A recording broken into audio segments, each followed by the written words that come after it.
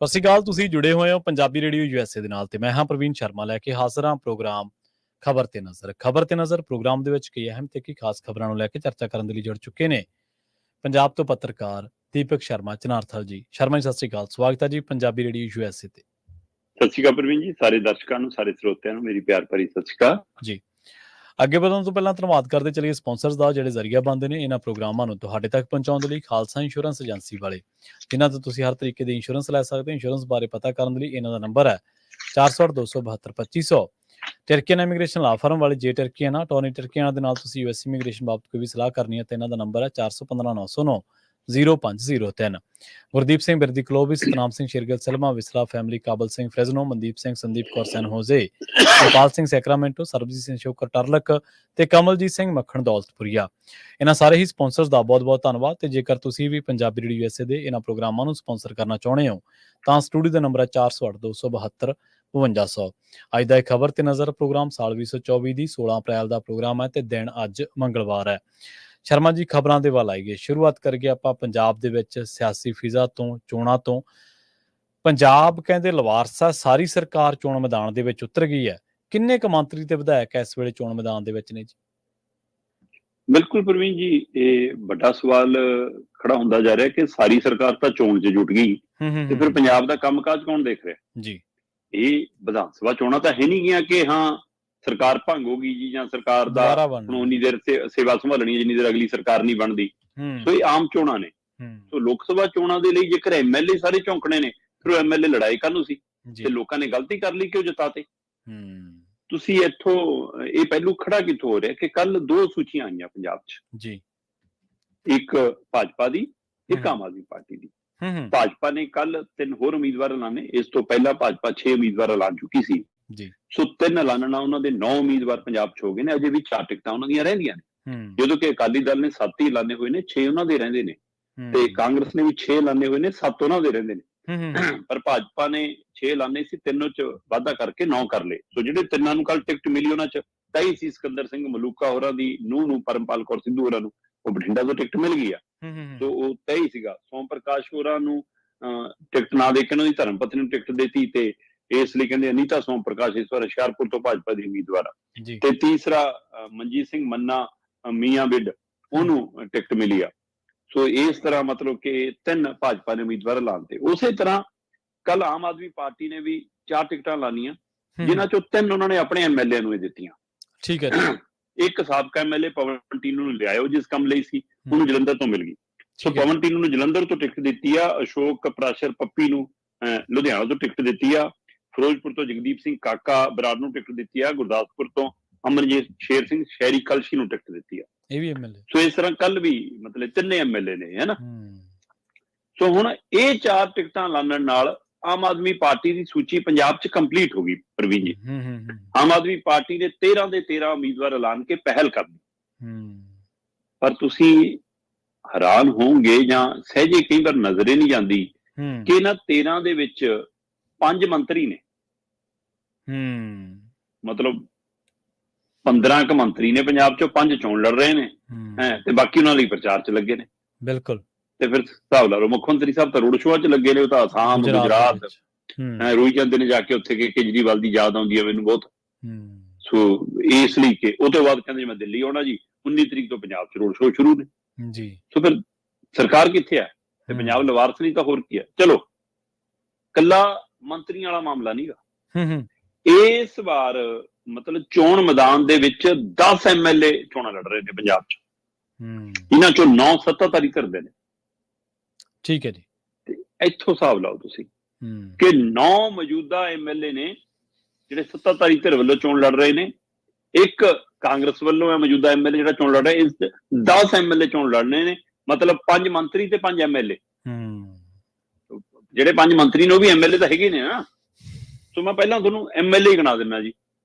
Kuldeep Dhaliwal, Gurmeet hair, ਠੀਕ ਹੈ ਜੀ, ਲਾਲਜੀਤ ਭੁੱਲਰ, ਫਿਰ ਜੀ ਅਮਨ ਸ਼ੇਰ ਸਿੰਘ ਕਲਸੀ, ਠੀਕ ਹੈ ਜੀ, ਫਿਰ ਉਹ ਤੋਂ ਬਾਅਦ ਜੀ ਡਾਕਟਰ ਬਲਵੀਰ ਸਿੰਘ, ਫਿਰ ਉਹ ਤੋਂ ਬਾਅਦ ਜੀ ਜਗਦੀਪ ਸਿੰਘ ਕਾਕਾ ਬਰਾੜ, ਫਿਰ ਉਹ ਤੋਂ ਬਾਅਦ ਗੁਰਮੀਤ ਸਿੰਘ ਖੁੱਡੀਆਂ, ਫਿਰ ਤੋਂ ਅਸ਼ੋਕ ਪੱਪੀ ਪ੍ਰਾਸ਼ਰ। ਇਹ 9 MLA ਆਮ ਆਦਮੀ ਪਾਰਟੀ ਦੇ ਨੇ। ਤੇ 10ਵਾਂ ਸੁਖਪਾਲ ਖਹਿਰਾ ਮੌਜੂਦਾ ਐਮਐਲਏ ਕਾਂਗਰਸ ਵੱਲੋਂ ਹੈ। ਸੋ ਇਹ ਜੇ 10 ਐਮਐਲਏ ਨੇ ਤੇ 10 ਚੋਂ 5 ਮੰਤਰੀ ਨੇ। ਕੁਲਦੀਪ ਸਿੰਘ ਧਾਲੀਵਾਲ ਮੰਤਰੀ ਨੇ, ਅੰਮ੍ਰਿਤਸਰ ਤੋਂ ਚੋਣ ਲੜ ਰਹੇ ਨੇ, ਹਾਂਜੀ, ਹੈ ਨਾ। ਮੀਥੇਰ ਮੰਤਰੀ ਨੇ, ਸੰਗਰੂਰ ਤੋਂ ਚੋਣ ਲੜ ਰਹੇ ਨੇ। ਲਾਲਜੀਤ ਭੁੱਲਰ ਮੰਤਰੀ ਨੇ, ਖਡੂਰ ਸਾਹਿਬ ਤੋਂ ਚੋਣ ਲੜ ਰਹੇ ਨੇ। ਇਸੇ ਤਰ੍ਹਾਂ ਗੁਰਮੀਤ ਸਿੰਘ ਖੁੱਡੀਆਂ ਹੋਰੀ ਐਮਐਲਏ ਮੰਤਰੀ ਨੇ, ਬਠਿੰਡੇ ਤੋਂ ਚੋਣ ਲੜ ਰਹੇ ਨੇ। ਸੋ 5 ਤੁਸੀਂ ਮੰਤਰੀ ਚੋਣ ਮੈਦਾਨ ਚ ਉਤਾਰਤੇ ਜੀ। ਸੋ ਇਸ ਵਰਤਾਰੇ ਨੇ ਸਵਾਲ ਖੜਾ ਕੀਤਾ। ਹੋਰ ਛੱਡੋ, ਜੇ ਤੁਸੀਂ ਸਾਬਕਾ ਤੇ ਜਾਣਾ ਤਾਂ 12 ਸਾਬਕਾ ਐਮਐਲਏ ਨੇ। ਪਾਰਟੀਆਂ ਕੋਲ ਵਰਕਰ ਨਹੀਂ ਹੈਗੇ, ਪਾਰਟੀਆਂ ਕੋਲ ਹੋਰ ਲੀਡਰਸ਼ਿਪ ਨਹੀਂ ਹੈਗੀ। ਐਮਐਲਏ ਨੂੰ ਜੇ ਉਤਾਰਨਾ ਸੀ, ਜੇ ਮੰਤਰੀਆਂ ਨੂੰ ਉਤਾਰਨਾ ਸੀ, ਫਿਰ ਉਹਨਾਂ ਨੂੰ ਭਾਈ ਵਿਧਾਨ ਸਭਾ ਚੋਣਾਂ ਕਿਉਂ ਲੜਾਈਆਂ ਸੀ? ਹੁਣ ਪੰਜਾਬ ਦੇ ਮੂਹਰੇ ਕਿਉਂ ਜੀਵਨੀ ਚੋਣ ਦਾ ਸਵਾਲ ਖੜਾ ਕਰ ਰਹੇ ਹੋ? 10 ਐਮਐਲਏ ਜੇ ਖੜੇ ਆ ਤਾਂ ਇਹਨਾਂ ਚੋਂ 9 ਤਾਂ ਪੱਕੇ ਜਿੱਤ ਸਕਦੇ ਆ ਜੀ, ਹੈ ਨਾ ਜੀ। ਮਤਲਬ ਜੇ ਆਪਾਂ ਸਿੱਧਾ ਮੰਨੀਏ ਕਿ ਸੱਤਾਧਾਰੀ ਧਿਰ ਹਾਵੀ ਹੋ ਸਕਦੀ ਆ, ਚਾਂਸ ਬਣ ਗਿਆ। ਤੇ ਜੇ 9 ਜਿੱਤ, ਕਿਉਂਕਿ ਮੈਂ 10ਵਾਂ ਤਾਂ ਨਹੀਂ ਗਿਣ ਰਿਹਾ ਕਿ ਮੀਥੇਰ ਤੇ ਖਹਿਰਾ ਆਮੋ ਸਾਹਮਣੇ ਨੇ, ਚਲੋ ਦੋਵਾਂ ਚੋਂ ਇੱਕ ਜਿੱਤ ਗਿਆ ਮੰਨ ਲਓ, ਹਾਂਜੀ। ਤੇ ਜੇ 9 ਜਿੱਤ ਕੇ ਪੰਜਾਬ ਦੇ ਗੱਲ ਤਾਂ 9 ਜਿਮਨੀ ਚੋਣਾਂ ਪੈ ਗਈਆਂ। ਇੱਕ ਦਿਨ ਆਪਾਂ ਚਰਚਾ ਵੀ ਕੀਤੀ। ਬਿਲਕੁਲ। ਸੋ ਇਹ ਸਵਾਲ ਨਾਲ ਹੁਣ ਆ ਜਾਓ ਸਾਬਕਾ, ਮਤਲਬ ਕੀ ਪਾਰਟੀਆਂ ਕੋਲ ਹੋਰ ਲੀਡਰ ਨਹੀਂ, 12 ਸਾਬਕਾ ਐਮਐਲਏ। ਅੱਛਾ। 2 ਸਾਬਕਾ ਐਮਐਲਏ ਦਿੱਤੇ ਨੇ ਜੀ ਟਿਕਟਾਂ ਆਪਣਾ ਇਹਨਾਂ ਨੇ, ਆਮ ਆਦਮੀ ਪਾਰਟੀ ਨੇ, ਹੈ ਨਾ। ਆਮ ਆਦਮੀ ਪਾਰਟੀ ਦੇ ਐਮਐਲਏ ਦੇ ਵਿੱਚ ਉਹ ਵੀ ਤਾਂ ਹੈਗਾ ਨਾ, ਰਾਜਕੁਮਾਰ ਚੱਬੇਵਾਲ। ਹਾਂਜੀ ਹਾਂਜੀ, ਉਹ ਕਾਂਗਰਸ ਚੋਂ ਗਏ ਆ, ਮੌਜੂਦਾ ਐਮਐਲਏ ਤਾਂ ਹੈਗਾ ਨਾ ਉਹ। ਠੀਕ ਹੈ। 2 ਉਹ ਸਾਬਕਾ ਚ ਨਹੀਂ ਆਉਂਦਾ, ਮੌਜੂਦਾ ਚ ਅਜੇ। ਉਹ ਤੋਂ ਬਿਨਾਂ 2 ਸਾਬਕਾ ਐਮਐਲਏ ਨੂੰ ਟਿਕਟਾਂ ਦਿੱਤੀਆਂ ਨੇ ਆਮ ਆਦਮੀ ਪਾਰਟੀ ਨੇ, ਤੇ ਇਸੇ ਤਰ੍ਹਾਂ 2 ਸਾਬਕਾ ਐਮਐਲਏ ਨੂੰ ਟਿਕਟਾਂ ਕਾਂਗਰਸ ਨੇ ਦਿੱਤੀਆਂ ਨੇ। 7 ਟਿਕਟਾਂ ਲਾਣੀਆਂ ਨੇ ਅਕਾਲੀ ਦਲ ਨੇ, ਉਹਨਾਂ ਚੋਂ 6 ਸਾਬਕਾ ਐਮਐਲਏ ਨੇ ਉਹਨਾਂ ਦੇ। ਠੀਕ ਹੈ ਜੀ। ਇਸੇ ਤਰ੍ਹਾਂ 2 ਸਾਬਕਾ ਐਮਐਲਏ ਨੂੰ ਭਾਜਪਾ ਨੇ ਟਿਕਟਾਂ ਦਿੱਤੀਆਂ ਨੇ। ਇਹਨਾਂ ਦੇ ਇੱਧਰ ਆਏ ਨੇ, ਸਾਬਕਾ ਐਮਐਲਏ ਰਹੇ ਨੇ। ਗੁਰਪ੍ਰੀਤ ਸਿੰਘ ਜੀਪੀ ਕਾਂਗਰਸ ਚੋਂ ਇੱਧਰ ਆਏ ਨੇ, ਸਾਬਕਾ ਐਮਐਲਏ ਰਹੇ ਨੇ। ਇੱਕ ਅਕਾਲੀਆਂ ਚੋਂ ਆਇਆ, ਇੱਕ ਕਾਂਗਰਸ ਚੋਂ ਆਇਆ, ਦੋਵੇਂ ਸਾਬਕਾ ਐਮਐਲਏ ਨੇ। ਕਾਂਗਰਸ ਦੀ ਲਿਸਟ 'ਚ 2 ਨਾਂ ਨੇ, ਚਰਨਜੀਤ ਚੰਨੀ ਤੇ ਜੀਤਮਿੰਦਰ ਸਿੱਧੂ। ਦੋਵੇਂ ਸਾਬਕਾ ਐਮਐਲਏ ਰਹੇ ਨੇ। ਚਰਨਜੀਤ ਚੰਨੀ ਤਾਂ ਸਾਬਕਾ ਮੁੱਖ ਮੰਤਰੀ ਵੀ ਨੇ। ਹਾਂਜੀ ਹਾਂਜੀ, ਬਿਲਕੁਲ ਬਿਲਕੁਲ। ਅਕਾਲੀ ਦਲ ਦੇ ਵਿੱਚ 6 ਨਾਂ ਸਾਬਕਾ ਐਮਐਲਏ ਵੀ, ਮੇਰਾ ਖਿਆਲ ਮੰਤਰੀ ਵੀ ਰਹੇ ਨੇ ਇਹ। ਅਨਿਲ ਜੋਸ਼ੀ, ਹੈ ਨਾ। ਹਾਂਜੀ ਹਾਂਜੀ। ਇਕਬਾਲ ਸਿੰਘ ਝੁੰਦਾ, ਠੀਕ ਹੈ, ਸਾਬਕਾ ਐਮਐਲਏ ਨੇ। ਡਾਕਟਰ ਦਲਜੀਤ ਸਿੰਘ ਚੀਮਾ ਸਿੱਖਿਆ ਮੰਤਰੀ ਵੀ ਰਹੇ ਨੇ, ਸਾਬਕਾ ਐਮਐਲਏ ਨੇ। ਐਨਕੇ ਸ਼ਰਮਾ ਸਾਬਕਾ ਐਮਐਲਏ। ਵਿਕਰਮਜੀਤ ਸਿੰਘ ਖਾਲਸਾ ਸਾਬਕਾ ਐਮਐਲਏ। ਰਾਜਵਿੰਦਰ ਸਿੰਘ ਸਾਬਕਾ ਐਮਐਲਏ। ਤੇ ਭਾਜਪਾ ਵੱਲੋਂ ਮਨਜੀਤ ਸਿੰਘ ਮੰਨਾ ਤੇ ਦਿਨੇਸ਼ ਕੁਮਾਰ ਬੱਬੂ ਦੋਵੇਂ ਸਾਬਕਾ ਐਮਐਲਏ। ਸੋ ਆਹ ਸਥਿਤੀ ਆ। ਮੌਜੂਦਾ ਐਮਐਲਏ, ਸਾਬਕਾ ਐਮਐਲਏ ਤੇ ਮੌਜੂਦਾ ਮੰਤਰੀ। ਜਦੋਂ ਮੁੱਖ ਮੰਤਰੀ ਰੋਡ ਸ਼ੋਅ ਤੇ ਜੁਟਿਆ ਹੋਵੇ, ਮੰਤਰੀ ਚੋਣਾਂ ਲੜ ਰਹੇ ਹੋਣ, ਨਾਲ ਦੇ ਸਾਥੀ ਮੰਤਰੀ ਪ੍ਰਚਾਰ 'ਚ ਲੱਗੇ ਹੋਣ, ਫਿਰ ਪੰਜਾਬ ਦੀਆਂ ਫਾਈਲਾਂ ਤੇ ਹਰਾ ਪੈਨ ਕੌਣ ਚਲਾਊਗਾ ਜੀ? ਕਦੋਂ ਚਲਾਊਗਾ ਜੀ? ਜਿਹੜੇ ਕਹਿੰਦੇ ਸੀ ਲੋਕਾਂ ਦੇ ਕੰਮ ਮਿੰਟਾਂ ਸਕਿੰਟਾਂ 'ਚ ਹੋਣਗੇ, ਉਹ ਹੁਣ ਲਟਕੇ ਪਏ ਨੇ। ਸਰਕਾਰ ਪਿੰਡਾਂ 'ਚ ਵੈਸੇ ਪਹਿਲਾਂ ਕਿਹੜਾ ਕੰਮ ਸਿੱਧੇ ਰਾਹ ਹੁੰਦੇ ਸੀ? ਸੋ ਸਾਰੀ ਸਰਕਾਰ ਇਹ ਚੋਣ ਮੈਦਾਨ 'ਚ ਉਤਰ ਗਈ ਤਾਂ ਇਹ ਸਥਿਤੀ ਬਣ ਗਈ। ਮਤਲਬ ਕਿ ਫਿਰ ਸਰਕਾਰ ਕਿੱਥੇ ਆ ਜਨਾਬ? ਜੀ ਜੀ। ਸੋ ਇਸ ਲਈ ਘੱਟੋ ਘੱਟ ਇਹ ਖੱਪਾ ਮਤਲਬ ਪੂਰਤੀ ਹੋਣੀ ਚਾਹੀਦੀ ਹੈ, ਜਾਂ ਇਹ ਤੈਅ ਨਿਯਮ ਹੋਣੇ ਚਾਹੀਦੇ ਨੇ ਕਿ ਐਮਐਲਏ ਐਮਪੀ ਨਹੀਂ ਲੜਨਗੇ ਮੌਜੂਦਾ ਹੋ ਕੇ, ਤੇ ਜੇ ਲੜਨਗੇ ਤਾਂ ਅਸਤੀਫੇ ਦੇ ਕੇ ਜਾਣ, ਆਪਣੀ ਚੋਣ ਦਾ ਖਰਚਾ ਭਰ ਕੇ ਜਾਣ, ਅਗਲੀ ਚੋਣ ਹੋਣ ਦਾ ਖਰਚਾ ਦੇ ਕੇ ਜਾਣ। ਇਸੇ ਤਰ੍ਹਾਂ ਦਲ ਬਦਲੂਆਂ ਤੇ। ਸੋ ਇਸ ਵਾਰ ਮੈਨੂੰ ਅਜੇ, ਮੈਂ ਪਹਿਲਾਂ ਵੀ ਆਪਾਂ ਚਰਚਾ ਕਰ ਚੁੱਕਿਆ, ਮੈਨੂੰ ਅਜੇ ਵੀ ਉਮੀਦ ਆ ਕਿ ਇਸ ਵਾਰ ਪੰਜਾਬ ਇਸ ਪਹਿਲੂਆਂ ਤੇ ਨਜ਼ਰ ਝਾਤ ਮਾਰੂਗਾ ਕਿ ਜਿਨ੍ਹਾਂ ਨੂੰ ਅਸੀਂ ਜਿਤਾਇਆ ਐਮਐਲਏ, ਬਣਾਇਆ ਮੰਤਰੀ, ਉਹ ਚੋਣਾਂ ਮੈਦਾਨ 'ਚ ਨੇ। ਫਿਰ ਜਿਮਨੀ ਚੋਣ ਵਾਲੇ ਖਰਚੇ 'ਚ ਅਸੀਂ ਕਿਉਂ ਪਈਏ? ਸੋ ਪੰਜਾਬ ਇਸ ਤੋਂ ਬਚਣਾ ਚਾਹੀਦਾ, ਜਿਮਨੀ ਚੋਣ ਤੋਂ। ਜੀ ਬਿਲਕੁਲ। ਦੇਖੋ, ਇਹ ਤਾਂ ਪਾਰਟੀਆਂ ਕਰਦੀਆਂ ਤਾਂ ਵੈਸੇ ਧੱਕਾ ਹੀ ਏਦਾਂ ਕਰਕੇ ਲੋਕਾਂ ਨਾਲ। ਔਰ ਜਿਵੇਂ ਤੁਸੀਂ ਕਿਹਾ, ਪਹਿਲੀ ਵਾਰ ਨਹੀਂ ਹੈ, ਪਹਿਲੀ ਵਾਰੀ ਕੁਛ ਵੀ ਨਹੀਂ ਹੈ। ਪਹਿਲਾਂ ਵੀ ਪਾਰਟੀਆਂ ਨੇ ਇਸ ਤਰ੍ਹਾਂ ਦੀਆਂ ਜ਼ਿਮਨੀ ਚੋਣਾਂ ਦੇ ਵਿੱਚ ਲੋਕਾਂ ਨੂੰ ਪਾਇਆ। ਪਰ ਇੱਕ ਤਾਂ 2 ਪੋਲੀਟੀਕਲ ਰਿਫਾਰਮਸ ਹੋਣੇ ਬਹੁਤ ਜ਼ਰੂਰੀ ਹੈ ਸ਼ਰਮਾ ਜੀ। ਇੱਕ ਤਾਂ ਜਿਹੜਾ ਲੀਡਰ ਛੱਡ ਕੇ ਜਾਂਦਾ ਤੇ ਉਹਦੀ ਥਾਂ ਤੇ ਖਾਲੀ ਹੁੰਦੀ ਤੇ ਉੱਥੇ ਜ਼ਿਮਨੀ ਚੋਣ ਕਰਾਉਣੀ ਪੈਂਦੀ ਹੈ ਸਰਕਾਰ ਨੂੰ, ਤਾਂ ਉਹਦਾ ਜਿਹੜਾ ਹਰਜਾਨਾ ਉਹਨੂੰ ਜ਼ਰੂਰ ਪੈਣਾ ਚਾਹੀਦਾ। ਬਿਲਕੁਲ, ਕਿ ਇਸ ਤਰ੍ਹਾਂ ਦਾ ਕੋਈ ਬਣਨਾ ਚਾਹੀਦਾ ਅਸੂਲ, ਕੋਈ ਕਾਇਦਾ ਕਾਨੂੰਨ ਜਿਹਦੇ ਨਾਲ ਇਹ ਹੋ ਸਕੇ। ਦੂਜਾ ਹੈ ਕਿ ਜੇਕਰ ਪਾਰਟੀ ਦਾ ਇੰਟਰਸਟ ਹੈ ਕਿ ਉਹ ਕਿਸੇ ਮੌਜੂਦਾ ਵਿਧਾਇਕ ਨੂੰ ਲੜਾ ਰਹੀ ਹੈ ਜਾਂ ਕਿਵੇਂ, ਫਿਰ ਉਹਦੀ ਉਹ ਭਾਰ ਸਰਕਾਰ ਤੇ ਜਾਂ ਟੈਕਸ ਪੇਅਰ ਤੇ ਨਾ ਪਵੇ, ਉਹ ਫਿਰ ਪਾਰਟੀ ਚੱਲੇ। ਬਿਲਕੁਲ। ਪਰ ਪਾਰਟੀਆਂ ਦਾ ਹੁਣ ਚੋਣ ਬੌਂਡ ਦੀ ਆਪਾਂ ਕਿੰਨੀ ਚਰਚਾ ਕੀਤੀ ਹੈ, ਪਾਰਟੀਆਂ ਕਿਵੇਂ ਚੱਲਦੀਆਂ ਫਿਰ ਉਹ ਤਾਂ ਪਤਾ ਹੀ ਹੈ ਜੀ। ਤੇ ਆਪਾਂ ਅਗਲੀ ਖਬਰ ਦੇ ਵੱਲ ਵਧੀਏ ਸ਼ਰਮਾ ਜੀ। ਪੰਜਾਬ ਦੇ ਵਿੱਚ ਜਿਵੇਂ ਤੁਸੀਂ ਕਿਹਾ ਕਿ ਫਲਾਣੇ ਨੇ ਉੱਥੋਂ ਉਮੀਦਵਾਰ ਉਤਾਰਿਆ, ਫਲਾਣੇ ਨੇ ਉੱਥੋਂ, ਇੱਕ ਹੋਰ ਬੜੀ ਇੰਟਰਸਟਿੰਗ ਚੀਜ਼ ਆ, ਉਹਦੇ ਤੇ ਚਰਚਾ ਜ਼ਰੂਰ ਕਰਿਓ, ਜਾਣਕਾਰੀ ਦਿਓ ਕਿ ਦਲ ਬਦਲੂਆਂ ਨੂੰ ਟਿਕਟਾਂ ਦੇਣ ਦੇ ਵਿੱਚ ਕੌਣ ਬਾਜ਼ੀ ਮਾਰ ਗਿਆ ਜੀ? ਜੀ ਵੈਸੇ ਤਾਂ ਪੰਜਾਬ ਦੇ ਵਿੱਚ ਮਤਲਬ ਕਿੰਨੀਆਂ ਹੀ ਤਰ੍ਹਾਂ ਚੋਣ ਮੈਦਾਨ ਚ ਨੇ, ਹੈ ਨਾ। ਆਮ ਆਦਮੀ ਪਾਰਟੀ, ਕਾਂਗਰਸ, ਅਕਾਲੀ ਦਲ, ਭਾਜਪਾ, ਬਹੁਜਨ ਸਮਾਜ ਪਾਰਟੀ, ਸ਼੍ਰੋਮਣੀ ਅਕਾਲੀ ਦਲ, ਅੰਮ੍ਰਿਤਸਰ, ਖੱਬੀਆਂ ਪੱਖੀ ਧਿਰਾਂ, ਕੁਝ ਆਜ਼ਾਦ ਧਿਰਾਂ, ਕੁਝ ਹੋਰ ਰਾਜਨੀਤਿਕ ਦਲ, ਹੈ ਨਾ। ਪਰ ਮੁੱਖ ਤੌਰ ਦੇ ਉੱਤੇ ਇਹ 4 ਵੱਡੀਆਂ ਪਾਰਟੀਆਂ ਦੇ ਉੱਤੇ ਨਜ਼ਰਸਾਨੀ ਜ਼ਿਆਦਾ ਰਹਿੰਦੀ ਹੈ ਸਾਰਿਆਂ ਦੀ। ਵੈਸੇ ਤਾਂ ਸ਼੍ਰੋਮਣੀ ਅਕਾਲੀ ਦਲ ਅੰਮ੍ਰਿਤਸਰ ਵੀ ਮਤਲਬ ਉਹਨਾਂ ਦੇ ਇੱਕ ਮੌਜੂਦਾ MP ਹੈਗੇ ਵੀ ਨੇ, ਸਿਮਰਜੀਤ ਮਾਨ ਹੋਰੀ, ਉਹ ਤੋਂ ਬਿਨਾਂ ਉਹਨਾਂ ਨੇ ਬਠਿੰਡਾ 'ਚ ਲੱਖਾ ਸਿਧਾਣਾ ਨੂੰ ਸਮਰਥਨ ਦਿੱਤਾ, ਹੈ ਨਾ। ਇਸੇ ਤਰ੍ਹਾਂ ਅੰਮ੍ਰਿਤਸਰ 'ਚ ਮਾਨ ਸਿੰਘ ਮਾਨ ਨੂੰ ਖੜਾ ਕੀਤਾ ਤੇ ਬਾਕੀ ਸੀਟਾਂ ਤੇ ਉਹਨਾਂ ਦੇ ਉਮੀਦਵਾਰ ਖੜੇ ਨੇ, ਹੈ ਨਾ। ਪਰ ਆਪਾਂ ਇਹਨਾਂ 4 ਪਾਰਟੀਆਂ ਦੇ ਹਵਾਲਿਆਂ ਜਦੋਂ ਮੈਂ ਦੇਖਦਾ ਤਾਂ ਇਸ ਵਾਰ ਪੰਜਾਬ 'ਚ ਦਲ ਬਦਲੂਆਂ ਦਾ ਹੜ ਆਇਆ ਪਿਆ। ਠੀਕ ਹੈ ਜੀ। ਮਤਲਬ ਰੋਜ਼ ਸਵੇਰੇ ਉੱਠਦਿਆਂ ਨੂੰ ਸ਼ੇਅਰ ਮਾਰਕੀਟ ਵਾਂਗ ਹੁੰਦਾ ਕਿ ਅੱਜ ਕਿਹੜਾ ਲੀਡਰ ਕਿੱਧਰ ਗਿਆ, ਕਿਹਦੀ ਸ਼ੇਅਰ ਮਾਰਕੀਟ ਘਟ ਗਈ ਤੇ ਕਿਹਦੀ ਵੱਧ ਗਈ। ਬਿਲਕੁਲ ਹਾਲ ਤੇ ਹੋਈ ਪਈ ਆ। ਹਾਂ, ਇਸ ਮਾਮਲੇ ਦੇ ਵਿੱਚ ਮਤਲਬ ਜੇ ਸ਼ਿਕਾਰ ਚੱਲ ਰਹੀ ਸੀ ਕੋਈ ਪਾਰਟੀ ਤਾਂ ਕਹਿੰਦੇ ਉਹ ਕਾਂਗਰਸ ਮਹਿਸੂਸ ਕਰ ਰਹੀ ਸੀ ਕਿ ਅਸੀਂ ਸ਼ਿਕਾਰ ਹੋ ਰਿਹਾ, ਸਾਡੇ ਲੀਡਰ ਜਾ ਰਹੇ ਨੇ, ਹੈ ਨਾ।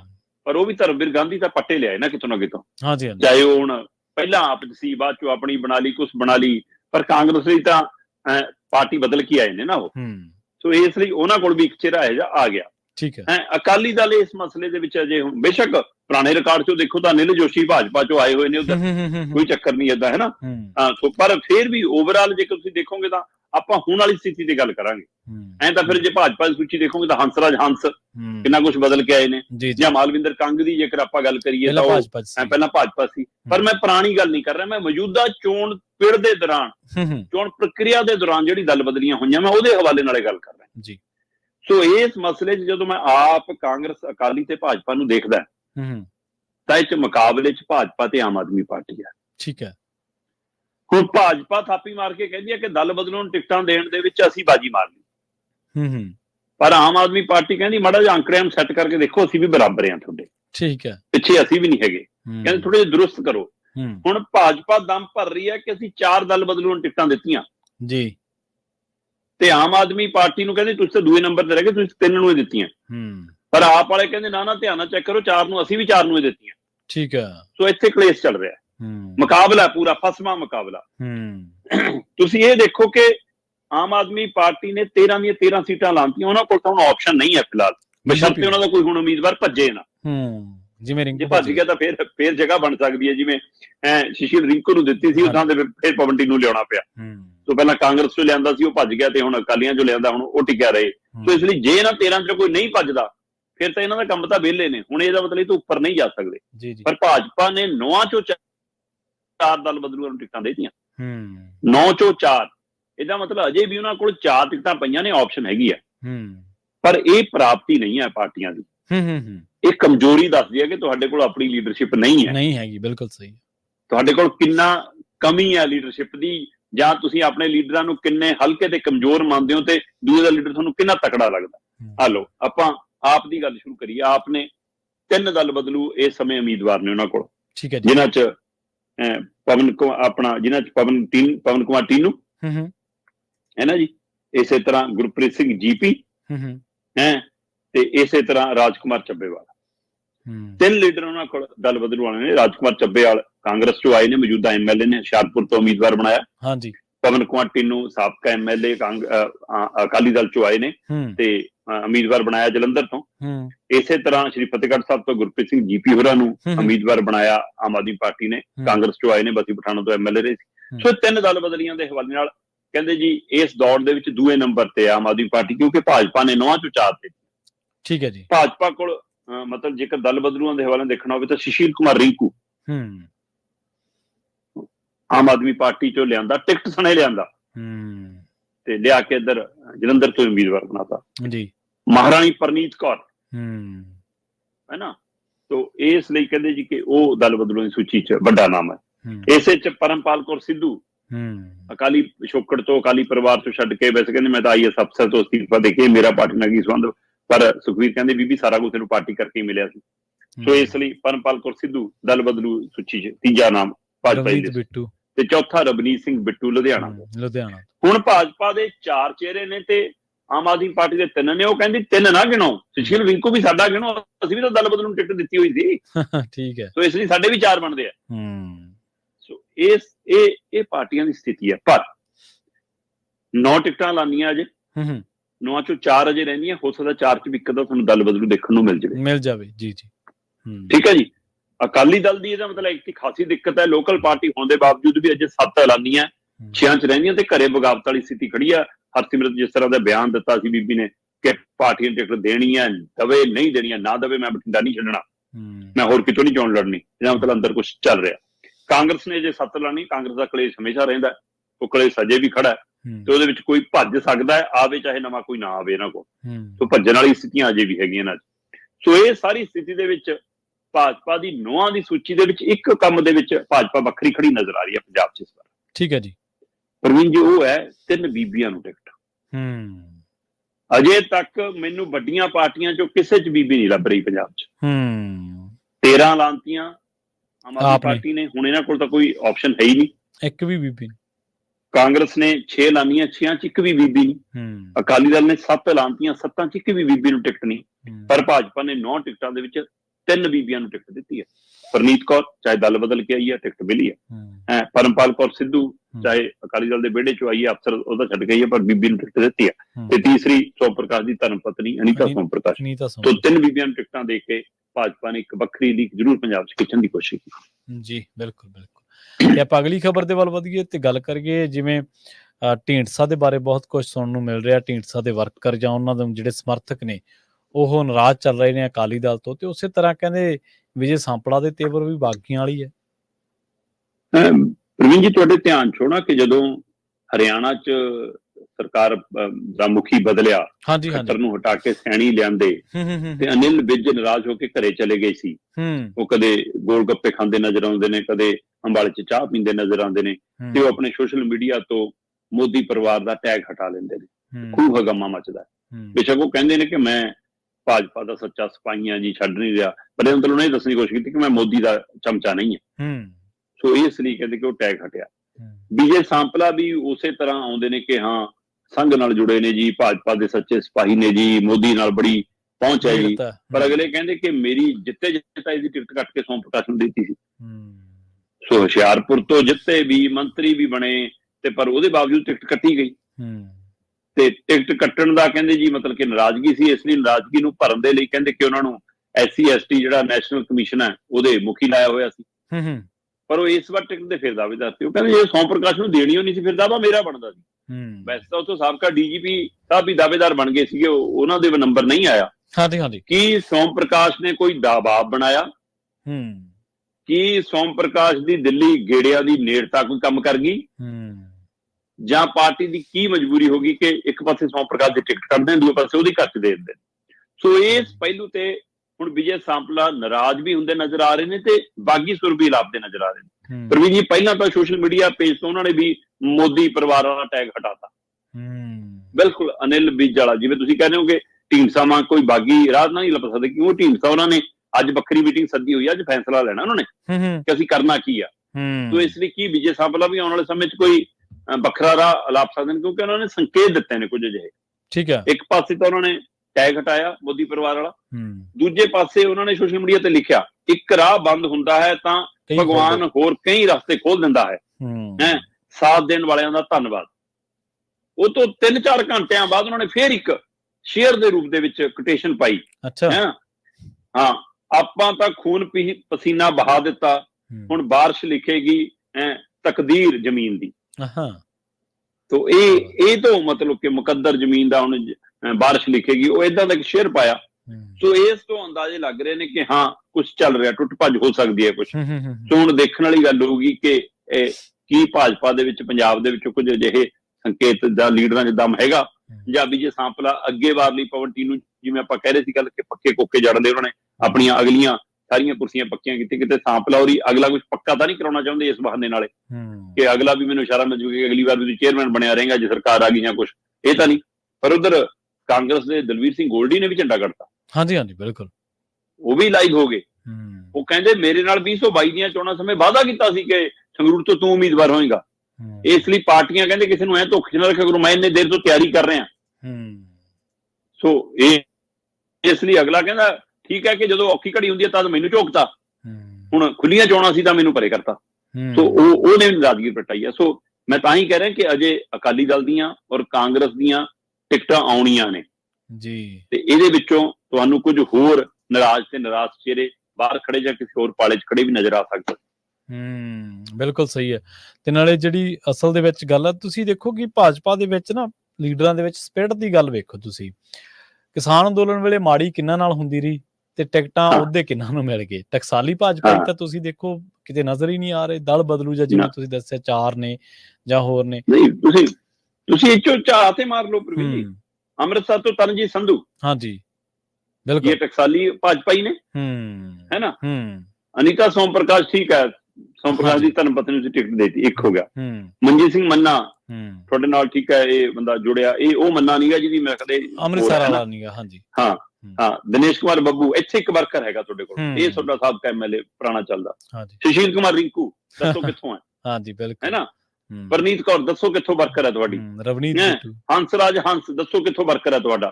ਕਿਹੜੇ ਪਾਸਿਓਂ, ਕਿਹੜੇ ਸਿਧਾਂਤ ਨਾਲ ਜੁੜਿਆ ਤੁਹਾਡੇ? ਪਰਮਪਾਲ ਕੌਰ ਸਿੱਧੂ, ਹੈ ਨਾ। ਰਵਨੀਤ ਸਿੰਘ ਬਿੱਟੂ, ਅਜੇ 9 ਹੀ ਨੇ। ਮੈਂ ਤਾਂ ਹੀ ਕਹਿ ਰਿਹਾ 4 ਤੋਂ ਬਾਅਦ ਹੋਰ ਝਟਕੇ ਲੱਗਣਗੇ ਭਾਜਪਾਈਆਂ ਨੂੰ। ਜੀ ਬਿਲਕੁਲ ਬਿਲਕੁਲ। ਤੇ ਆਪਾਂ ਅਗਲੀ ਖਬਰ ਦੇ ਵੱਲ ਵਧੀਏ ਸ਼ਰਮਾ ਜੀ, ਗੱਲ ਕਰੀਏ ਆਪਾਂ ਪੰਜਾਬ ਦੇ ਲਈ ਝਟਕੇ ਦੀ। ਚੰਡੀਗੜ੍ਹ ਦੇ ਵਿੱਚ ਕੈਨੇਡਾ ਦਾ ਹਾਈ ਕਮਿਸ਼ਨ ਦਫ਼ਤਰ ਬੰਦ ਹੋ ਗਿਆ ਜੀ। ਇਹ ਬਹੁਤ ਫਿਕਰਮੰਦੀ ਵਾਲੀ ਖਬਰ ਹੈ। 27 ਸਾਲ ਪਹਿਲਾਂ ਐਨਆਰਆਈ ਭਰਾਵਾਂ ਨੇ, ਐਨਆਰਆਈ ਸੰਸਥਾਵਾਂ ਨੇ, ਐਨਆਰਆਈ ਪੰਜਾਬੀਆਂ ਦੀ ਨੁਮਾਇੰਦਗੀ ਕਰਨ ਵਾਲੀਆਂ ਧਿਰਾਂ ਨੇ ਕੈਨੇਡਾ ਤੇ ਭਾਰਤ ਸਰਕਾਰ ਦੇ ਵਿਚਾਲੇ ਪੁਲ ਬਣ ਕੇ ਕੰਮ ਕੀਤਾ, ਜਿਹਦੇ ਨਤੀਜੇ ਵਜੋਂ 1997 ਦੇ ਵਿੱਚ ਚੰਡੀਗੜ੍ਹ ਦੇ ਵਿੱਚ ਕੈਨੇਡਾ ਹਾਈ ਕਮਿਸ਼ਨ ਦਾ ਦਫ਼ਤਰ ਸਥਾਪਿਤ ਹੁੰਦਾ। ਠੀਕ ਹੈ ਜੀ। 27 ਸਾਲ ਪਹਿਲਾਂ ਖੁੱਲਿਆ ਦਫ਼ਤਰ ਅੱਜ ਬੰਦ ਹੋ ਜਵੇ, ਇਹ ਭਾਰਤ ਸਰਕਾਰ ਦੀ, ਪੰਜਾਬ ਸਰਕਾਰ ਦੀ, ਸਾਡੀ ਰਾਜਨੀਤਿਕ ਧਿਰਾਂ ਦੀ ਨਲਾਇਕੀ ਦਾ ਨਤੀਜਾ। ਇਹਦਾ ਮਤਲਬ ਬਿਲਕੁਲ ਸਹੀ, ਤੁਸੀਂ ਇਸ 'ਚ ਵਾਧਾ ਕਰਨਾ ਸੀ ਕਿ ਇਹ 'ਚ ਕਟੌਤੀ ਕਰਨੀ ਸੀ? ਸਰਕਾਰਾਂ ਨੇ ਇਹ ਚੀਜ਼ਾਂ ਨੂੰ ਸੰਭਾਲਣਾ ਸੀ, ਪ੍ਰਫੁੱਲਤ ਕਰਨਾ ਸੀ ਕਿ ਖਤਮ ਕਰਨਾ ਸੀ? ਖਤਮ ਕਰਨਾ ਸੀ, ਬਿਲਕੁਲ ਸਹੀ ਹੈ। ਸਭ ਨੂੰ ਪਤਾ ਹੈ ਕਿ ਇਸ ਮੌਕੇ ਪੰਜਾਬ ਚੋਂ ਬਹੁ ਗਿਣਤੀ ਜਨਤਾ ਕੈਨੇਡਾ ਨੂੰ ਜਾ ਰਹੀ ਹੈ। ਬੇਸ਼ੱਕ ਮੈਂ ਉਸ ਚੀਜ਼ ਦਾ ਧਾਰਨੀ ਨਹੀਂ ਹੈਗਾ, ਹਾਮੀ ਵੀ ਨਹੀਂ ਹੈਗਾ ਕਿ ਏਦਾਂ ਪੰਜਾਬ ਛੱਡ ਕੇ ਆਪਣਾ ਜਾਈ ਜਾਓ, ਹੈ ਨਾ। ਜਿਹੜਾ ਵਰਤਾਰਾ ਹੈ ਉਸ ਹਵਾਲੇ ਨਾਲ ਸਰਕਾਰਾਂ ਦੀ ਸਹੂਲਤ ਦੇਣਾ ਤਾਂ ਜ਼ਿੰਮੇਵਾਰੀ ਹੈ ਨਾ। ਤੇ ਇਸ ਮੌਕੇ ਪਿਛਲੇ ਲੰਘੇ ਬਰੇ ਦੇ ਵਿੱਚ 7 ਲੱਖ ਭਾਰਤੀ ਕੈਨੇਡਾ ਗਿਆ, ਜਿਸ 'ਚ 75% ਪੰਜਾਬੀ ਭਾਈਚਾਰਾ ਸੀ। ਜੀ ਜੀ। 2 ਲੱਖ ਵਿਦਿਆਰਥੀ ਗਿਆ। ਇਸ ਅੰਦਾਜ਼ੇ ਤੋਂ ਅੰਦਾਜ਼ਾ ਲਾਓ ਕਿ ਫਿਰ ਸਾਡੇ ਲਈ ਇਹ ਦਫ਼ਤਰ ਕਿੰਨਾ ਅਹਿਮੀਅਤ ਰੱਖਦਾ ਸੀ। ਜਦੋਂ ਭਾਰਤ ਸਰਕਾਰ ਔਰ ਕੈਨੇਡਾ ਸਰਕਾਰ 'ਚ ਰਿਸ਼ਤੇ ਵਿਗੜਦੇ ਨੇ ਤੇ ਉਹ ਰਿਸ਼ਤਿਆਂ ਦਾ ਅਸਰ ਇਹ ਪੈਂਦਾ ਕਿ ਇੱਥੋਂ ਜਿਹੜੇ ਅਧਿਕਾਰੀ ਸੀਗੇ, ਹੈ ਨਾ, ਉਹ ਤਬਦੀਲ ਕੀਤੇ ਜਾਂਦੇ। ਕਹਿੰਦੇ ਜਿੰਨੇ ਸਾਡੇ ਕੈਨੇਡਾ ਬੈਠੇ ਨੇ ਉਨੇ ਹੀ ਤੁਹਾਡੇ ਹੋਣਗੇ, ਉਹ ਤੋਂ ਵੱਧ ਨਹੀਂ ਅਸੀਂ ਉਰੇ ਬਿਠਾਉਣੇ। ਤੇ 41 ਅਧਿਕਾਰੀ ਇੱਥੋਂ ਲੈ ਜਾਂਦਾ ਕੈਨੇਡਾ। ਠੀਕ ਹੈ ਜੀ। ਤਾਂ ਉਹਨਾਂ ਦਾ ਅਸਰ ਚੰਡੀਗੜ੍ਹ ਦੇ ਦਫ਼ਤਰ ਤੇ ਪੈਂਦਾ ਤੇ ਲਗਭਗ ਆਰਜੀ ਤੌਰ ਤੇ ਉਸ ਸਮੇਂ ਨੂੰ ਬੰਦ ਕੀਤਾ ਜਾਂਦਾ। ਪਰ ਉਮੀਦ ਸੀਗੀ ਕਿ ਚਲੋ ਮਾਹੌਲ ਸੁਖਾਵਾਂ ਹੋ ਜਾਣਾ 2-4 ਮਹੀਨਿਆਂ 'ਚ, ਤੇ ਚੱਲਦਾ ਰਹੂਗਾ ਉਵੇਂ। ਸੋ ਆਰਜੀ ਬੰਦ ਕੀਤੇ ਦਫ਼ਤਰ ਨੂੰ ਹੁਣ ਪੱਕੇ ਤੌਰ ਤੇ ਬੰਦ ਕਰਨ ਦਾ ਸੁਨੇਹਾ ਆ ਗਿਆ। 10 ਮਈ ਲਈ ਸਟਾਫ ਨੂੰ ਹਦਾਇਤ ਹੋ ਗਈ ਹੈ, ਜਿੰਨਾ ਸਟਾਫ ਪੂਰੇ ਲੋਕਲ ਕੰਮ ਕਰਦਾ। ਠੀਕ ਹੈ ਜੀ। ਕਿ ਭਾਈ 10 ਮਈ ਤੋਂ ਬਾਅਦ ਤੁਹਾਡੀ ਛੁੱਟੀ ਹੈ। ਇਹੋ ਨਹੀਂ, ਇਹ ਤੋਂ ਬਿਨਾਂ ਜਿਹੜੇ ਅਧਿਕਾਰੀਆਂ ਦੇ ਲਈ ਰਿਹਾਇਸ਼ਾਂ ਲਈਆਂ ਹੋਈਆਂ ਨੇ, ਕੋਠੀਆਂ, ਫਲੈਟ, ਕਮਰੇ ਲਏ ਹੋਏ ਨੇ, ਉਹਨਾਂ ਮਕਾਨ ਮਾਲਕਾਂ ਨੂੰ ਵੀ ਨੋਟਿਸ ਭੇਜ ਦਿੱਤੇ ਗਏ ਨੇ, ਜਾਣਕਾਰੀ ਇਤਲਾਹ ਕਰ ਦਿੱਤੀ ਗਈ ਕਿ ਅਸੀਂ ਜੀ ਮਈ 'ਚ ਖਾਲੀ ਕਰ ਦੇਣੇ ਆ। ਸੋ ਇਸ ਚੀਜ਼ ਨੇ ਸਪਸ਼ਟ ਕਰਤਾ ਕਿ ਦਫ਼ਤਰ ਬੰਦ ਹੋਣ ਜਾ ਰਿਹਾ। ਸੋ ਇਹਦਾ ਅਸਰ ਪੰਜਾਬ ਤੋਂ ਵਿਦਿਆਰਥੀ, ਪੰਜਾਬ ਤੋਂ ਨਵੇਂ ਵੀਜ਼ੇ ਅਪਲਾਈ ਕਰਨ ਵਾਲੇ, ਪੰਜਾਬ ਤੋਂ ਵਰਕ ਪਰਮਿਟ ਤੇ ਜਾਣ ਵਾਲੇ, ਪੰਜਾਬ ਤੋਂ ਹੋਣ ਵਾਲਾ ਕਾਰੋਬਾਰ, ਤੇ ਜਿਹੜੇ ਮਾਪੇ ਆਪਣੇ ਜਵਾਕਾਂ ਨੂੰ ਮਿਲਣ ਆਉਣ ਜਾਣ ਵਾਲੇ ਨੇ, ਉਹ ਸਾਰੇ ਕੰਮਾਂ ਲਈ ਹੁਣ ਦਿੱਲੀ ਧੱਕੇ ਖਾਣੇ ਪੈਣੇ। ਔਰ ਚੰਡੀਗੜ੍ਹ ਦੇ ਵਿੱਚ ਖੁੱਲਿਆ ਹੋਇਆ ਕੈਨੇਡਾ ਦਾ ਹਾਈ ਕਮਿਸ਼ਨ ਦਾ ਦਫ਼ਤਰ ਇਕੱਲਾ ਪੰਜਾਬ ਲਈ ਸਹਾਈ ਨਹੀਂ ਸੀ। ਆ ਕਰਨਾਲ ਤੋਂ ਉਰਾਂ ਵਾਲੀ ਬੈਲਟ ਸਾਰੀ ਹਰਿਆਣਾ ਨੂੰ ਵੀ ਇਹੀ ਸੂਟ ਕਰਦਾ ਸੀ। ਹਾਂਜੀ ਹਾਂਜੀ ਬਿਲਕੁਲ। ਹੈ ਤੇ ਇੱਧਰ ਸਾਡੇ ਨਾਲ ਹਿਮਾਚਲ ਲੱਗਦਾ, ਜੰਮੂ ਕਸ਼ਮੀਰ ਦਾ ਖੇਤਰ ਲੱਗਦਾ, ਉਹਨਾਂ ਸਾਰਿਆਂ ਲਈ ਵੀ ਇਹ ਦਫ਼ਤਰ ਬਹੁਤ ਸਹਾਈ ਭੂਮਿਕਾ ਨਿਭਾਉਂਦਾ ਸੀ। ਸੋ ਇਸ ਲਈ ਇਸ ਮਸਲੇ ਤੇ ਕੇਂਦਰ ਨੇ ਤਾਂ ਅੱਖਾਂ ਮੀਚੇ ਲਈਆਂ ਜੀ। ਸਰਕਾਰ ਨੇ ਕੀ ਪੈਰਵੀ ਕੀਤੀ ਜੀ? ਔਰ ਮੌਜੂਦਾ ਪੰਜਾਬ ਸਰਕਾਰ ਤਾਂ ਉਹ ਆ ਜਿਹੜੀ ਐਨਆਰਆਈਆਂ ਦੇ ਫੰਡਾਂ ਦੇ ਸਿਰ ਤੇ ਚੱਲਦੀ ਰਹੀ ਆ, ਜਿਹੜੀ ਬਣੀ ਉਹਨਾਂ ਦੇ ਸਿਰ ਤੇ ਆ।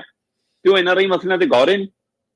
ਸੋ ਇਸ ਪਹਿਲੂ ਤੇ ਇਹ ਬਹੁਤ ਵੱਡਾ ਮਸਲਾ ਆਉਣ ਵਾਲੇ ਦਿਨਾਂ 'ਚ ਖੜਾ ਹੋ ਸਕਦਾ। ਸੋ ਇਸ ਲਈ ਮੈਂ ਇਹ ਗੱਲ ਸਾਂਝੀ ਕਰ ਰਿਹਾ ਕਿ 27 ਸਾਲ ਪਹਿਲਾਂ ਜਿਹੜਾ ਦਫ਼ਤਰ ਖੁੱਲਿਆ ਸੀ ਉਹਨੂੰ ਤਾਲਾ ਲੱਗ ਰਿਹਾ ਜੀ। 10 ਮਈ ਤੱਕ ਦਾ ਸਮਾਂ ਹੈ। ਸੋ 10 ਮਈ ਤੋਂ ਬਾਅਦ ਉਰੇ ਦੇ ਆਰਜੀ ਸਟਾਫ, ਜਿਹੜਾ ਉਰੇ ਵਾਲਾ ਲੋਕਲ ਸਟਾਫ ਸੀ, ਉਸ ਦੀ ਵੀ ਛੁੱਟੀ ਹੋ ਗਈ ਆ ਤੇ ਸਾਰਾ ਦਫ਼ਤਰ ਖਾਲੀ ਹੋ ਰਿਹਾ। ਇਹਦਾ ਮਤਲਬ ਦਫ਼ਤਰ ਬੰਦ ਹੋ ਜਾਣਾ। ਪਰ ਪੰਜਾਬ ਸਰਕਾਰ ਵੱਲੋਂ ਇਸ ਮਸਲੇ ਤੇ ਕੋਈ ਮੈਂ ਵਿਦੇਸ਼ ਮੰਤਰਾਲੇ ਨੂੰ ਅਜੇ ਚਿੱਠੀ ਨਹੀਂ, ਕੋਈ ਕੇਂਦਰ ਨਾਲ ਰਾਬਤਾ ਨਹੀਂ। ਕਰਨਗੇ ਕੌਣ ਜਨਾਬ? ਆਪਾਂ ਪਹਿਲਾਂ ਹੀ ਤਾਂ ਗੱਲ ਕਰਕੇ ਹਟੇ ਕਿ ਸਰਕਾਰ ਤਾਂ ਚੋਣ ਲੜ ਰਹੀ ਹੈ। ਵਿਦੇਸ਼ੀ ਸੇਵਾਵਾਂ ਦੇ ਨਾਲ ਜੁੜਿਆ, ਵਿਦੇਸ਼ ਦੇ ਨਾਲ ਜੁੜਿਆ ਕੋਈ ਵੀ ਜੇਕਰ ਆਪਾਂ ਸੇਵਾ ਆਪਣੇ ਖਿੱਤੇ 'ਚ ਲੈ ਕੇ ਆਉਣੀ ਹੈ ਤਾਂ ਉਹਦੇ ਲਈ ਬਹੁਤ ਜੱਦੋਜਹਿਦ ਕਰਨੀ ਪੈਂਦੀ ਹੈ, ਕਿਉਂਕਿ ਕੇਂਦਰ ਇਨਵੋਲਵ ਹੁੰਦਾ, ਕੇਂਦਰ ਦਾ ਹੀ ਮਾਮਲਾ ਇਹ। ਯੂਨੀਅਨ ਜਿਹੜੀ ਇੱਕ ਕਹਿ ਲਈਏ ਕਿ ਲਿਸਟ ਹੈ ਉਹਦੇ ਵਿੱਚ ਪੈਂਦਾ ਇਹ ਵਾਲਾ ਵਿਦੇਸ਼ ਨੀਤੀ ਵਾਲਾ। ਪਰ ਜਿਵੇਂ ਤੁਸੀਂ ਕਿਹਾ ਕਿ ਜੱਦੋਜਹਿਦ ਕੀਤੀ, ਜੱਦੋਜਹਿਦ ਤਾਂ ਸਾਡੀ ਇਹ ਹੈ ਕਿ ਅਸੀਂ ਤਾਂ ਹੋਰ ਅੱਗੇ ਨੂੰ ਤੁਰਨਾ ਸੀਗਾ ਕਿ ਆਪਣੇ ਜਿਹੜੇ ਏਅਰਪੋਰਟ ਨੇ ਉਹਨਾਂ ਨੂੰ ਵਧਾ ਕੇ ਉਹਨਾਂ ਨੂੰ ਇੰਟਰਨੈਸ਼ਨਲ ਬਣਾਉਣਾ ਸੀਗਾ। ਪਰ ਅਸੀਂ ਤਾਂ ਇੱਕ ਕਦਮ ਪਿੱਛੇ ਹੋ ਗਏ ਹਾਂ। ਪਰ ਜਿਵੇਂ ਤੁਸੀਂ ਸ਼ੁਰੂਆਤ ਦੇ ਵਿੱਚ ਹੀ ਦੱਸਤਾ ਸੀਗਾ ਕਿ ਸਰਕਾਰ ਸਾਰੀ ਚੋਣ ਲੜ ਰਹੀ ਹੈ ਤੇ ਪੰਜਾਬ ਲਵਾਰਸ ਵਾਂਗ ਹੀ ਹੈ। ਪ੍ਰਵੀਨ ਜੀ, ਜੱਦੋਜਹਿਦ ਤਾਂ ਇਹ ਹੋਣੀ ਚਾਹੀਦੀ ਸੀ ਕਿ ਅਸੀਂ ਜਲੰਧਰ ਤੱਕ ਖੋਲਣ ਬਾਰੇ ਸੋਚਦੇ ਕਿ ਇਹ ਦਫ਼ਤਰ ਜਲੰਧਰ 'ਚ ਖੁੱਲੇ। ਹਾਂਜੀ ਹਾਂਜੀ ਬਿਲਕੁਲ। ਜੱਦੋਜਹਿਦ ਤਾਂ ਇਹ ਹੋਣੀ ਚਾਹੀਦੀ ਸੀ ਕਿ ਅੰਮ੍ਰਿਤਸਰ ਤੋਂ ਸਹੀ ਰੂਪ 'ਚ ਦਿੱਲੀ ਵਾਂਗ ਫਲਾਈਟਾਂ ਉੱਡਣ ਕੈਨੇਡਾ ਨੂੰ। ਚੰਡੀਗੜ੍ਹ 'ਚ ਕਿਉਂ ਨਹੀਂ ਅਜੇ ਤੱਕ ਹੋ ਪਾਇਆ? ਉਹ ਕਰਨ ਦੀ ਕੋਸ਼ਿਸ਼ਾਂ ਹੋਣ। ਹਾਂਜੀ ਹਾਂਜੀ। ਸੋ ਉਲਟਾ ਅਸੀਂ ਜਿਹੜਾ ਚੱਲ ਰਿਹਾ ਸੀ ਉਹ ਵੀ ਬੰਦ ਕਰਵਾ ਬੈਠੇ ਹਾਂ ਜੀ। ਅਗਲੀ ਗੱਲ ਕਰੀਏ, ਰਾਮਦੇਵ ਦੀ ਗੱਲ ਕਰੀਏ। 3 ਮਾਫੀਆਂ ਮੰਗੀਆਂ ਇਸ ਸ਼ਖਸ ਨੇ, ਇਸ ਇਨਸਾਨ ਨੇ ਸੁਪਰੀਮ ਕੋਰਟ ਦੇ ਵਿੱਚ, ਪਰ ਸੁਪਰੀਮ ਕੋਰਟ ਨੇ ਜਮਾਂ ਚਿੱਟਾ ਜਵਾਬ ਜਾਂ ਸਾਫ਼ ਸ਼ਬਦਾਂ ਦੇ ਵਿੱਚ ਸਖਤ ਲਹਿਜੇ 'ਚ ਕਹਿ ਸਕਦੇ ਆਪਾਂ, ਉਹਨਾਂ ਨੇ ਕਿਹਾ ਕਿ ਇੰਨੇ ਭੋਲੇ ਨਹੀਂ ਰਾਮਦੇਵ ਤੁਸੀਂ ਜਿਸ ਤਰੀਕੇ ਜਿਵੇਂ ਭੋਲੇ ਬਣ ਰਹੇ ਹੋ ਜੀ। ਬਿਲਕੁਲ ਬਿਲਕੁਲ। ਬਾਬਾ ਰਾਮਦੇਵ ਦੇ ਮਾਮਲੇ ਦੇ ਵਿੱਚ ਜਾਂ ਬਾਲਕ੍ਰਿਸ਼ਨ ਦੇ ਮਾਮਲੇ ਦੇ ਵਿੱਚ ਜਾਂ ਪਤੰਜਲੀ ਵਾਲੇ ਕੇਸ ਦੇ ਮਾਮਲੇ 'ਚ ਸੁਪਰੀਮ ਕੋਰਟ ਇਸ ਲਈ ਸਖਤ ਨਜ਼ਰ ਆ ਰਹੀ ਹੈ ਕਿ ਇਹਨਾਂ ਨੇ ਸੁਪਰੀਮ ਕੋਰਟ ਦੇ ਹੁਕਮਾਂ ਨੂੰ ਟਿੱਚ ਜਾਣਿਆ ਸੀ। ਇਹਨਾਂ ਨੇ ਉਹਨਾਂ ਦੇ ਹੁਕਮਾਂ ਦੀ ਤਾਮੀਲ ਕਰਨ ਦੀ ਕੋਸ਼ਿਸ਼ ਨਹੀਂ ਕੀਤੀ, ਨਜ਼ਰ ਵੀ ਨਹੀਂ ਆਇਆ। ਮਤਲਬ ਆ ਗਏ ਜੀ, ਉਹਨਾਂ ਦਾ ਵਕੀਲ ਕਹਿੰਦਾ ਬਾਬਾ ਰਾਮਦੇਵ ਤੇ ਬਾਲਕ੍ਰਿਸ਼ਨ ਜੀ ਆ ਗਏ ਜੀ, ਪਰ ਭੀੜ ਬਹੁਤ ਹੈ ਜੀ, ਬਾਹਰ ਕੋਰਟ ਦੇ ਇਸ ਲਈ ਅੰਦਰ ਨਹੀਂ ਆ ਸਕਦੇ। ਅੱਛਾ। ਤੇ ਕੋਰਟ ਕਹਿੰਦੀ ਕੋਈ ਨਾ, ਫਿਰ ਜੇ ਅੰਦਰ ਨਹੀਂ ਆ ਸਕਦੇ ਫਿਰ ਅਸੀਂ ਆਪ ਹੀ ਅੰਦਰ ਬੁਲਾ ਲਾਂਗੇ, ਸਾਨੂੰ ਦੂਜੀ ਤਰ੍ਹਾਂ ਬੁਲਾਉਣੇ ਆਉਂਦੇ ਨੇ। ਅੱਛਾ। ਤੇ ਤਿਆਰ ਕਰੋ, ਕਹਿੰਦੇ ਅਗਲੀ ਵਾਰ ਫਿਰ ਭੱਜੇ ਆਏ, ਨੰਗੇ ਪੈਰੀ ਆ ਗਏ ਪਿਛਲੀ ਵਾਰ। ਪਹਿਲਾਂ ਇਹਨਾਂ ਨੇ 2 ਅਪ੍ਰੈਲ ਨੂੰ ਇੱਕ ਮਾਫੀਨਾਮਾ ਦਿੱਤਾ ਸੀ, ਜਿਸ ਮਾਫੀਨਾਮੇ ਨੂੰ ਜਦੋਂ ਵਕੀਲ ਪੜ੍ਹਨ ਲੱਗਿਆ ਤਾਂ ਮਾਨਯੋਗ ਸੁਪਰੀਮ ਕੋਰਟ ਨੇ ਕਿਹਾ ਕਿ ਆਹ ਕੀ ਡਰਾਮਾ ਹੈ, ਕਿ ਉਹਨਾਂ ਨੂੰ ਮਾਫੀ ਮੰਗਦਿਆਂ ਕੀ ਹੁੰਦਾ। ਤੇ ਫਿਰ ਅਗਲੀ ਵਾਰ ਆਏ ਤੇ ਕਹਿੰਦੇ ਜੀ ਮਾਫੀ ਦੁਬਾਰਾ ਮੰਗ ਲਈ ਉਹਨਾਂ ਨੇ, ਪਰ ਉਹ ਬਾਹਰ ਨੇ ਜੀ, ਬਾਹਰ ਭੀੜ ਬਹੁਤ ਹੈ ਇੱਥੇ। ਉਹ ਕਹਿੰਦੇ ਕੋਈ ਗੱਲ ਨਹੀਂ, ਫਿਰ ਅਸੀਂ ਦੂਜੀ ਤਰ੍ਹਾਂ ਹੀ ਬੁਲਾਵਾਂਗੇ ਹੁਣ। ਤੇ ਫਿਰ ਅੰਦਰ ਭੱਜੇ ਆਏ ਨੰਗੇ ਪੈਰੀ। ਫਿਰ ਅੰਦਰ ਆ ਕੇ ਕਹਿੰਦੇ ਜੀ ਸਾਡਾ ਇਹ ਮਾਫੀਨਾਮਾ ਸਾਡਾ ਹੀ ਹੈ, ਕਹਿੰਦੇ ਦਿਲ ਤੋਂ ਨਹੀਂ ਗਾ। ਤੇ ਇਸ ਲਈ ਜੀ ਕਹਿੰਦੇ ਫਿਰ 10 ਅਪ੍ਰੈਲ ਨੂੰ ਮਾਫੀ ਮੰਗ ਲਈ। ਫਿਰ 16 ਤਰੀਕ ਨੂੰ ਜਦੋਂ ਸੁਣਵਾਈ ਸੀ ਫਿਰ ਦੁਬਾਰਾ ਪੇਸ਼ ਹੋਏ ਤੇ ਕਿਹਾ ਗਿਆ ਸੀਗਾ ਕਿ ਪੇਸ਼ ਹੋਣਾ ਜ਼ਰੂਰੀ ਹੈ। ਤੇ ਉਸ ਦਿਨ ਮਤਲਬ ਕਿ ਉੱਥੇ ਉਹ ਕਹਿੰਦੇ ਜੀ ਕਿ ਬਾਬਾ ਰਾਮਦੇਵ ਕਹਿੰਦਾ ਜੀ ਉਹ ਜੋਸ਼ ਦੇ ਵਿੱਚ ਸਾਤੋਂ ਇਸ਼ਤਿਹਾਰ ਦੁਬਾਰਾ ਦੇਖੋ। ਅੱਛਾ, ਵਾਹ। ਧਿਆਨ ਨਹੀਂ ਦਿੱਤਾ, ਅਸੀਂ ਸੇਵਾ ਕਰ ਰਹੇ ਹਾਂ ਨਾ ਜੀ, ਕਹਿੰਦੇ। ਇਹ ਤੁਹਾਡੇ ਧਿਆਨ ਚ ਹੋਣਾ ਪ੍ਰਵੀਨ ਜੀ ਕਿ ਬਕਾਇਦਾ ਇੰਡੀਅਨ ਮੈਡੀਕਲ ਐਸੋਸੀਏਸ਼ਨ ਆ ਜਿਹੜੀ, ਉਹਨੇ 2022 ਦੇ ਵਿੱਚ ਜਦੋਂ ਕੋਵਿਡ ਦਾ ਮਸਲਾ ਸੀ, ਉਸ ਮਸਲੇ ਜਿਹੜੀਆਂ ਦਵਾਈਆਂ ਬਣਾਈਆਂ ਉਸ ਨੂੰ ਭੰਡਿਆ ਇਹਨਾਂ ਨੇ। ਵਿਵਾਦਤ ਪਹਿਲੂ ਹੋ ਸਕਦਾ, ਪਰ ਤੁਸੀਂ ਆਪਣੀ ਦੁਕਾਨ ਚਲਾਉਣ ਦੇ ਲਈ ਦੂਸਰੀ ਦੁਕਾਨ ਨੂੰ ਕਿਵੇਂ ਵੰਡ ਸਕਦੇ ਹੋ ਨਾ। ਹਾਂ ਬਿਲਕੁਲ। ਐਸੋਸੀਏਸ਼ਨ ਤੇ ਨਾ ਦੇਖਣ, ਸਰਕਾਰ ਦੇਖੇ, ਉਸ ਹਵਾਲੇ ਨਾਲ ਚਰਚਾ ਹੋਵੇ, ਵੱਖਰੀ ਪਹਿਲੂ ਹੈ। ਪਰ ਤੁਸੀਂ ਆਪਣਾ ਮਾਲ ਵੇਚਣ ਲਈ ਕਿਉਂ ਕਿਹਾ ਮਾਲ ਖਰਾਬ ਹੈ ਜੀ। ਤੇ ਇਸੇ ਤਰ੍ਹਾਂ ਇਹਨਾਂ ਨੇ ਮਤਲਬ ਪੂਰੀ ਐਲੋਪੈਥੀ ਸਿਸਟਮ ਨੂੰ, ਡਾਕਟਰਾਂ ਨੂੰ, ਸਾਰਿਆਂ ਨੂੰ ਭੰਡਿਆ ਤੇ ਕਿੰਨੇ ਹੀ ਰੋਗਾਂ ਦਾ ਦਾਅਵਾ ਕੀਤਾ। ਤੇ ਉਹ ਅਦਾਲਤ ਨੇ ਕਿਹਾ ਕਿ ਅਜਿਹੇ ਲੋਕ ਲਵਾਉਣੇ ਇਸ਼ਤਿਹਾਰ ਤੁਸੀਂ ਨਹੀਂ ਜਾਰੀ ਕਰਨੇ। ਉੱਥੇ ਹਾਂ ਭਰ ਕੇ ਆਉਂਦੇ ਨੇ, ਦੂਏ ਦਿਨੇ ਪ੍ਰੈਸ ਕਾਨਫਰੰਸ ਕਰ ਦਿੰਦੇ ਨੇ, ਫਿਰ ਇਸ਼ਤਿਹਾਰ ਆ ਜਾਂਦੇ ਨੇ। ਇਸ ਲਈ ਇਹ ਇੱਕ ਲਿਖਤੀ ਮਾਫੀ, 2 ਹਾਜ਼ਰ ਹੋ ਕੇ ਮੰਗੀਆਂ ਮਾਫੀਆਂ ਤੋਂ ਬਾਅਦ ਅੱਜ ਤੀਜੀ ਮਾਫੀ ਜਦੋਂ 16 ਤਰੀਕ ਨੂੰ ਮੰਗੀ ਤੇ ਉਸ ਦਿਨ ਕਹਿੰਦੇ ਜੀ ਉਹ ਜੋਸ਼ ਰਾਮਦੇਵ ਕਹਿੰਦਾ ਸਾਤੋਂ ਇਸ਼ਤਿਹਾਰ ਦੇਓਗੇ। ਤੇ ਮਾਨਯੋਗ ਸੁਪਰੀਮ ਕੋਰਟ ਦੇ ਜੱਜ ਸਾਹਿਬ ਕਹਿੰਦੇ ਬਾਬਾ ਰਾਮਦੇਵ ਇੰਨਾ ਵੀ ਭੋਲਾ ਨੀਗਾ ਤੂੰ, ਸਾਨੂੰ ਸਭ ਪਤਾ ਹੈ ਕਿ ਜੋਸ਼ ਕੀ ਹੁੰਦਾ। ਤੇ ਉਧਰ ਬਾਲਕ੍ਰਿਸ਼ਨ ਰਾਮਦੇਵ ਦਾ ਬਚਾਅ ਕਰੇ ਉੱਥੇ, ਕਹਿੰਦਾ ਨਹੀਂ ਜੀ ਬਾਬਾ ਜੀ ਤਾਂ ਕੰਮਾਂ ਕਾਰਾਂ 'ਚ ਦਖਲ ਨਹੀਂ ਦਿੰਦੇ ਜੀ, ਇਹ ਤਾਂ ਦੇਖਦੇ ਨਹੀਂ ਕੁਛ। ਉਹ ਕਹਿੰਦੇ ਬਾਲਕ੍ਰਿਸ਼ਨ ਅਜੇ ਵੀ ਤੁਸੀਂ ਮਾਫੀ ਦਿਲ ਤੋਂ ਨਹੀਂ ਮੰਗ ਰਹੇ, ਤੁਹਾਡੇ ਅੰਦਰ ਹੰਕਾਰ ਹੈ। ਹਾਂ ਬਿਲਕੁਲ।